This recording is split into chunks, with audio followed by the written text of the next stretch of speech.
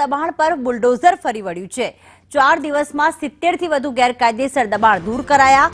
લારી, ગલ્લા, ઓટલા, દિવાલો સહિત દબાણો દૂર કરવામાં આવ્યા। પીરછલ્લા શેરી, ઘોઘા રોડ, વાઘાવાડીમાં દબાણ દૂર કરવામાં આવ્યું છે। મયુર અમારી સાથે જોડાઈ ગયા છે।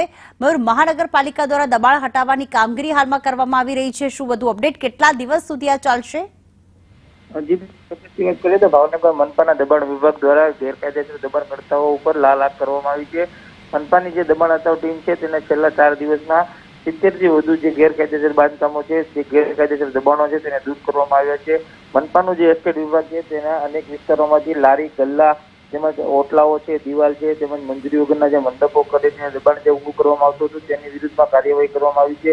શહેરના Pirchhalla road, Ghogha road, Waghawadi road, Mokhdaji circle, Panwadi સહિતના વિસ્તારોમાં જે ગેરકાયદેસર જે લારી ગલ્લા રાખીને દબાણો કરવામાં આવ્યા હતા તેને દૂર કરવામાં આવ્યું છે અને કહી શકાય કે છેલ્લા 4 દિવસથી જે મનપાની ટીમ છે તે દબાણ હટાવ કરી રહી છે તેને લઈને દબાણકર્તાઓમાં પણ ફફડાટ છે તે જોવા મળી રહ્યો છે। આભાર મયુર તમામ વિગતો માટે।